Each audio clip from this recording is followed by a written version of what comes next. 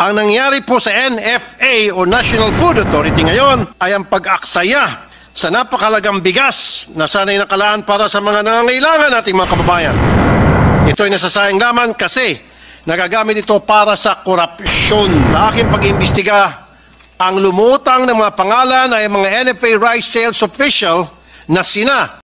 Nako, lagot na. Senator Raffy Tulfo, matapang na pinangalan ang mga nasa likod ng sindikato sa ating NFA na mga bigas. Lagi daw nila pinalabas ito na pangit daw ang mga bigas na NFA, kaya naman ito nahuhul. At para payagan daw sila na ibinta na lang sa mga trader. Kaya lumabas sa investigasyon ni Senator Raffy Tulfo na hindi pala totoo ang lahat ng mga sinabi ng mga tao na ito. Totoo pala talaga na mayroon sindikato sa mga bintahan ng bigas na NFA para maging mataas pa rin ang presyo nito. Kaya panoorin po natin kung sino-sino ang mga sindikato na ito sa NFA supplier ng mga bigas dahil nanggigigil dito si Senator Raffy Tulfo. Mr. President, sa aking pag-imbestiga, ang lumutang ng mga pangalan ay mga NFA rice sales official na sina Alwin Uy, Charles Salingod, Max Torda, at isang nagangalang Navarro. At siyempre, ang leader nila walang iba kundi si Administrator Bioco. Paano po ba ang modus nila? Una po, nakakabili sila ng palay sa mababang halaga na 24 pesos at may dagdag na 2 pesos subsidy from the LGU bilang bahagi ng Palay Marketing Assistance Program for Legislators and Local Government Units o POLGO. So, nakukuha po ng NFA ang palay sa halagang 26 pesos. Tapos, ito po ipagigiling nila and they will pay it in kind or with rice mill products. Pagkatapos, itong Office of the Administrator ay maghahanap ng stocks na pwede nila ibenta. Inuutusan niya itong si Director Alwin Uy at Charles Alingod to identify stocks and instruct the Quality Assurance Officer to issue a laboratory analysis report na magdedeklara na ang good stocks ay wala na sa maayos na kondisyon.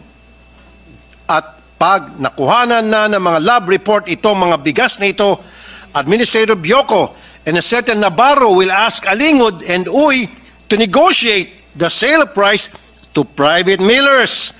At sila na rin po ang kokolekta ng patong on behalf of Bioco and Navarro. At pag nagkasarahan na, they will issue rice sales to the millers gamit ang mga lab report na nagsasabing not fit for human consumption kuno upang mapababa ang presyo ng mga ito. Imagine, nagbebenta ng 150,000 bags of good rice, tapos yung mga nangailangan na ahensya, tinitipid nila. Ito po ang ginawa nila sa probinsya kong Isabela. Governor Rodolfo Albano informed me that after requesting to purchase 10,000 bags of rice from NFA for their constituents para sana sa mga PWD, tanod, farmers, at fisher folks, pinagbigyan na sila sa 5,000 bags. Nasa huli ay naging 3,000 bags na lang. Tapos po, Mr. President, ang nagpa-prioritize sa itong mga private traders.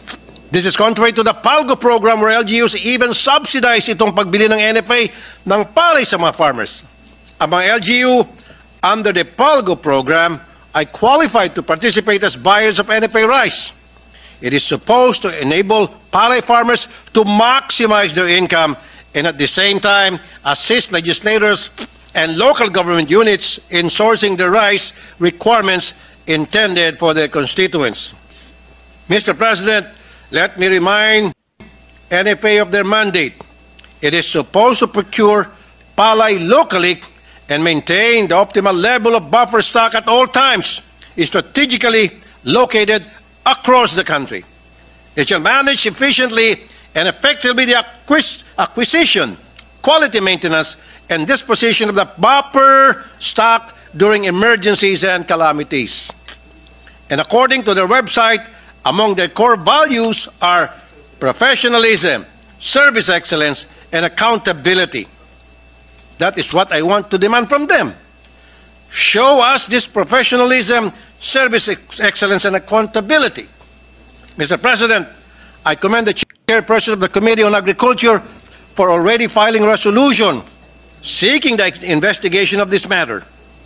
And when time comes, I want these NFA officials to answer my questions. Number one, ano ang basis nitong NFA sa pag-declare nitong mga bigas na not fit for consumption? At kung ganon, bakit nagbebenta pa din sa private traders? Number two, alam ko po ang stock ng rice. According to SINAG, ay kaya ng mga 1 year kung nakastore ng tama. Bakit ito mga naibenta ay ilang buwan pa lamang ay for disposal na? Number three, bakit walang public auction ito mga disposal ng rice? What is the basis of the COA resolution na sinasabi nila? Number four, bakit talamak na ang ganitong kalakaran sa NFA?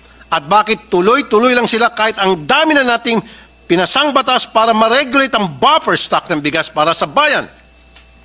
At sa huli, kapag nakaharap ko na kayong mga taga-NFA, itatanong ko din kung anong tinatanong sa akin ng nanay ko nung bata pa ako.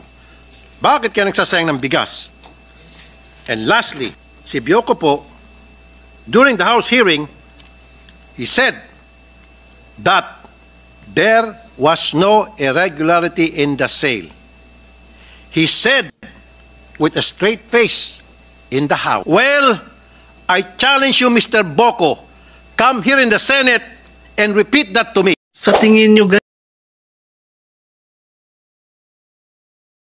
na dapat mapakinabangan pa ng mga mamamayan para makamura po sa pagbili ng mga NFA. Samantala, ang mga negosyante na mga malaki ay gusto pahihirapan ang mga tao para kumita lang sila. Dahil maganda naman pala ang mga NFA talaga, pero kailangan talaga nila i-hold. Sana matuldukan na talaga ito ni Senator Raffy Tulfo. Maraming salamat talaga kay Senator Raffy Tulfo guys, no, dahil po si Senator Raffy Tulfo ginagawa ang lahat para po sa ating mga mamamayan. Dahil siya mismo nakahalata na talaga sa presyo ng mga bigas ngayon. Dahil daw may mga tao talaga na sindikato para i-hold ang mga bigas nito para magmahal po. Kaya maraming salamat sa iyo, Senator Raffy Tulfo, dahil po nandyan po kayo sa Senado. Sa hindi pa pala pag-subscribe guys, please subscribe para ma-notify po kayo sa aking mga bagong upload. Maraming salamat po guys. Thank you and God bless you po.